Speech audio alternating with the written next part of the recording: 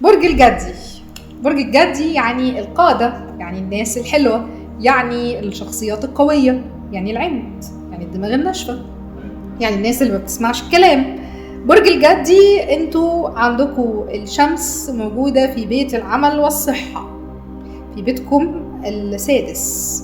الحقيقة أنا دايما بقلق من البيت السادس شوية، بحس إن هو بيعمل تربيعة فلكية كده بتبقى شوية مقلقة، لكن الحمد لله إنه الدنيا لا، هنا عندك فيها استقرار كتير قوي قوي يا برج الجدي. هقول لك ليه.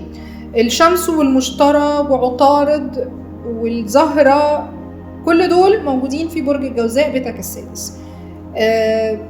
عطارد هيتنقل، هيروح لبرج الجوزاء اللي هو بيتك السادس بتاريخ 3 يونيو، هيروح بعد كده على برج السرطان اللي هو برج صديق ليك، اللي هو هيكون بالنسبة لك برج داعم جدا جدا، ويكون وقت داعم ليك جدا من يوم 17/6. الزهرة هتروح لبرج السرطان برضو بتاريخ 17/6، فانت هنا عندك لو عطارد والزهرة الاثنين هيتنقلوا في نفس الوقت، فده حاجة كويسة. اللي بالنسبة لك شوية هو المريخ لانه موجود في برج الثور بتاريخ 9 يونيو، ده اللي ممكن اقلق منه شوية. انت لحد 9 يونيو يا برج الجدي عندك فرصة ذهبية، اقتنصها بفرق يعني بسرعة، لانك عندك تحقيق لأمنيات، وعندك مكاسب كويسة جدا جدا في الفترة دي، وعندك نجاح عملي ومادي. زي ما قلت لك انت الشمس موجودة في بيت العمل والصحة بتوعك، عندك انت عندك خمول شوية يا برج الجدي الفترة دي.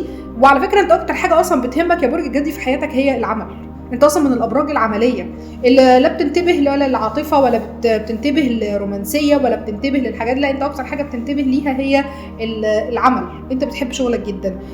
لغايه تاريخ 9/6 عندك نجاح كويس جدا، وعندك مكاسب، اقدر اقول لك ان فيها مكاسب ماديه، وعندك تحقيق امنيه حلوه قوي قوي، وعندك سفر مفتوح معاك يا برج الجدي من اول 20/5 لغايه يوم 20/6.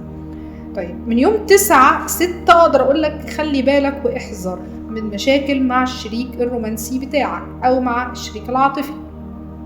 هنا انا ما بتكلمش على الشريك المادي، لان انا متفقه معاك انه ماديا الدنيا ماشيه معاك كويس، وعمليا ماشيه معاك كويس الفتره دي، لكن اقدر اقول لك انه خلي بالك شويه بس من امورك العاطفيه يا برج الجدي، لانه ممكن يحصل شويه مشاكل، ممكن يبقى عندك قرارات مفاجاه في العاطفه، ممكن يبقى عندك دخول شخص جديد لحياتك، ممكن يكون عندك حب جديد، ممكن يكون عندك توطيد لعلاقه عاطفيه، وممكن يكون عندك انهاء لعلاقه.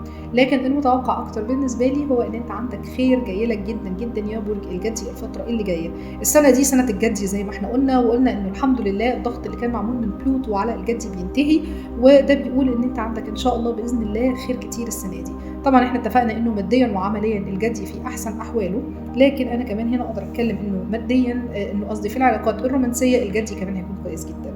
الصحه عايزاك تركز شويه مع صحتك يا برج الجدي، انت عندك خمول شويه الفتره اللي فاتت، لازال الخمول مستمر معاك، الكسل مستمر معاك، في بعض الاوجاع البسيطه جدا جدا موجوده في اماكن متفرقه من العظام عندك يا برج الجدي. عندك استشفاءات كويسه ان شاء الله الشهر ده، وعندك خير كتير جاي لك ان شاء الله يا برج الجدي. اما بالنسبه للعمل، انت عندك ممكن انتقال وعمل في مكان غير العمل اللي انت موجود فيه، يعني عندك تغيير لمكان العمل، كمان عندك تغيير للمحافظه او للبلد او للمكان اللي انت بتشتغل فيه، ممكن كمان يكون عندك تغيير لشركه جديده، لبنك جديد،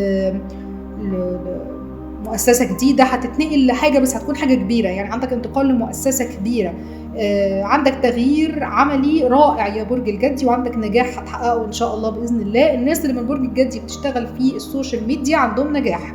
بصوا السنة دي اي حد بيشتغل حاجة ليها علاقة بالاعلام، ليها علاقة بالميديا، ليها علاقة بالسوشيال ميديا، عندهم نجاح.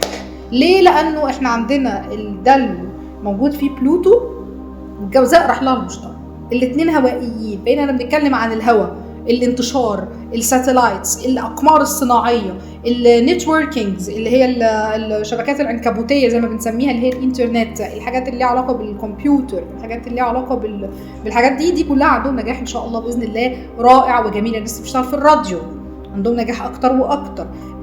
لكن برج الجدي احذرك من حوادث الطرق، واقول لك خلي بالك جدا جدا من حوادث الطرق. عندك سفر مفتوح كويس جدا جدا يا برج الجدي، وعندك نجاح كويس قوي لحد يوم 9/6. اقدر احذرك من 9/6 لحد يوم 17/6، اقول لك احذر وخلي بالك شويه من نفسك.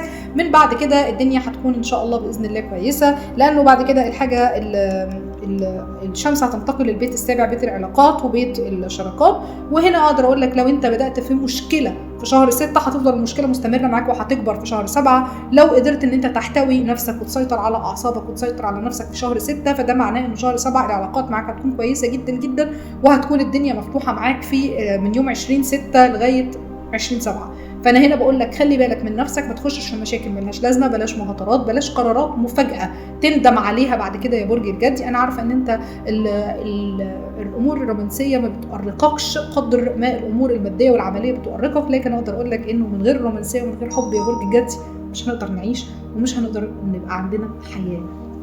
حب الدنيا وحب نفسك يا برج الجدي، وحب الناس اللي حواليك، وحافظ على علاقاتك وحافظ على نفسك، وبلاش تدخل في مشاكل ولا مع الشريك العاطفي بتاعك ولا مع الشريك العملي بتاعك، وخلي بالك من نفسك. واتمنى لك يا رب شهر مليء بالخير وبالسعاده وبالسرور وبالهنا وبكل حاجه كويسه، ونستودعكم الله. وكان معكم ساره فوده، خبيره الفلك والابراج والتعامل.